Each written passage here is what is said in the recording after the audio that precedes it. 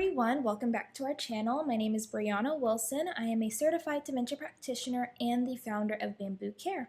So today's video is part 2 of our 3-part video series where we discuss the 7 stages of dementia. If you have not already, I'm going to link part 1 in the little eye in the sky as well as the description box below. In part 1, we talked about stages 1, 2, and 3. Now, if you've already watched part 1, I want you to tell me in the comment section below what was the little easy way that I kind of gave you guys to remember stages 1, 2, and 3. So I'm going to give you a moment if you want to play along. If not, you don't have to. You can just wait until I tell you. But I'm going to give you a few seconds. Okay, so I'm going to tell you. So stage 1 is none.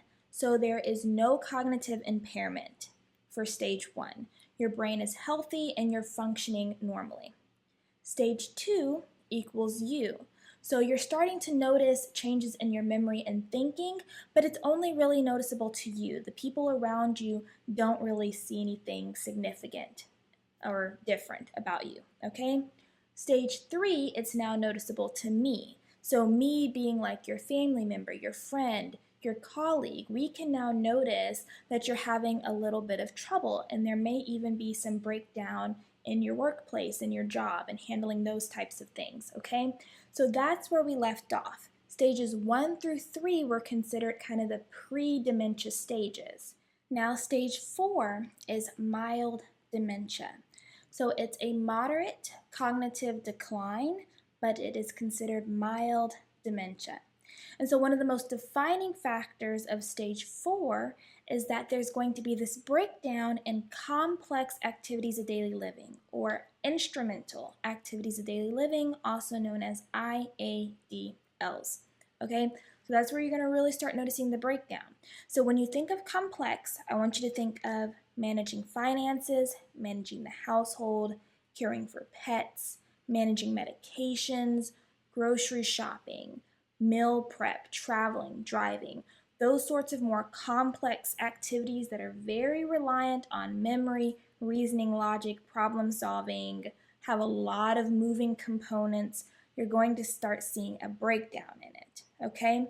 So consider a couple of things. So maybe you notice with finances that mom is paying bills twice, maybe missing bill payments altogether. Maybe she's falling victim to different scams. That's a sign, okay? Another thing might be with driving. Maybe they're taking a lot longer to run errands.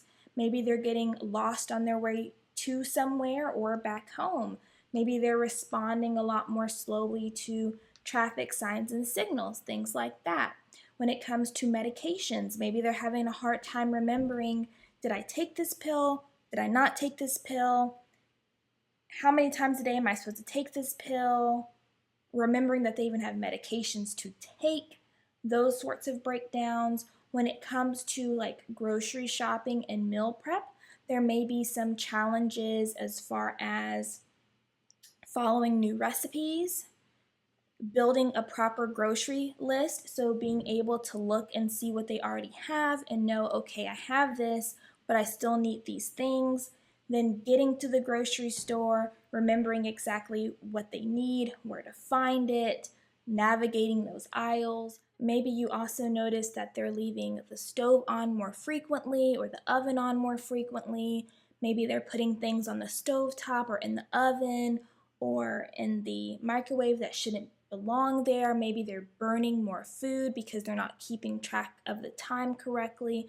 Things like that. And you have to remember that this may look different for every person because dementia affects everyone differently. So the breakdown in these complex activities may be different, okay? But those are some of the things that you want to keep in mind. Now, the good thing is in this stage, people are still usually oriented as far as like time and place, but they might need reminders. But they have a general understanding of what year it is, what season it is, what the month it is, the roundabout day, okay? And they know where they are usually, okay? So that's the good thing.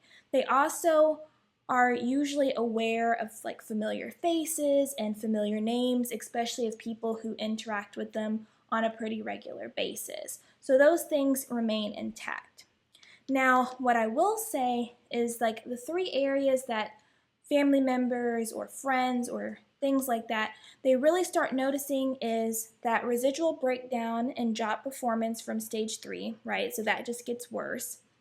They notice the financial issues, the issues with meal prep, and the issues with driving. That's when kind of the alarms start going off, like, there might be a problem going on. Now, this is where families start kind of taking over. And I want to tell you that this is where you should be very mindful and careful about how you proceed, because you don't want to just take something away from someone. Because there's that saying, like, everything that you do for someone is something you're taking away from them. And that's how it can feel. Because at stage 4, the person is usually very aware that they're having a hard time and that things just aren't making sense for them like it used to. Okay? So they're wanting to do these things, but they're just struggling to do it. So for somebody to come along, point it out, and then want to take it away from them, that can cause a lot of anger, resentment, pushback, as far as like, no, you're not taking that away from me. You're not doing that. I'm not letting you, okay?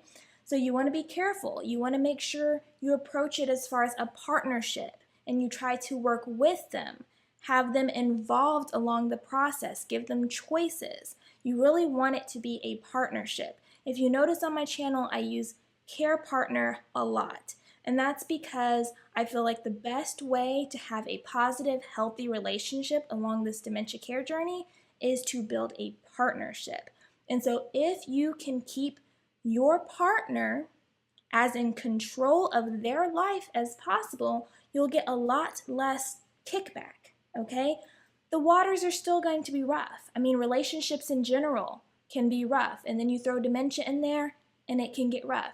But if you try to be mindful that it's not a good feeling when people start taking things away from you, I think it will help you approach it in a more skillful, tactful, and mindful manner, okay? And we'll do a whole nother video on different techniques and methods and all that sorts, okay?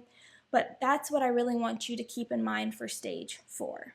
Okay, so stage 4, mild dementia, breakdown in the complex activities, but there is some retainment as far as being oriented to time and place, but maybe needing reminders. They still recognize familiar faces and things like that, but living independently and caring for things outside of themselves does become very difficult, okay? Very difficult. Then we have stage 5. Stage 5 is considered moderate dementia or a moderately severe cognitive decline.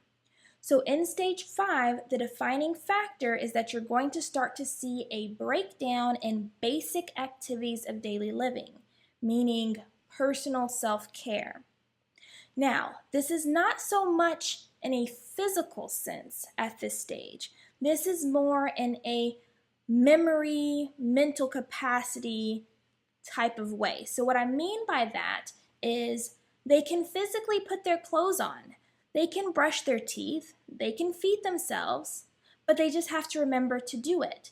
So what you might notice is that dad is wearing the same clothes for 2-3 days and won't change if you don't tell him to. Or dad hasn't bathed in 2 or 3 days and won't unless you tell him to. Or mom goes all day without eating. Or dad eats and then 20 minutes later complains about being hungry and that he hasn't eaten. That's what I mean. So they can physically do the things, but they're having a hard time remembering if they need to do something or if they've already done something. That's where the breakdown really starts happening in those basic self-care tasks. So what becomes important at this stage is definitely having a routine, giving reminders, cues, prompts for them to engage in some activity, okay, whether that be getting dressed, taking a bath, eating, those types of things. Another thing that you might notice at stage 5 is that they have a hard time choosing appropriate clothing for the weather or for an event or an occasion. So they might need some reminders or cues to kind of help them pick out the proper outfit, coordinate items, things like that. Something else that's really important for you to know about stage 5 is that there's going to be increased confusion and disorientation, especially when it comes to the place and the time, and also they're not going to know their phone number usually, and they're not going to know their address. But they do usually know who they are, what their name is. They may even know the name of their spouse or their children. But as far as like grandchildren or other distant relatives or maybe friends that don't really keep in touch, they might forget their names and might not even recognize their face, okay? So that is stage 5.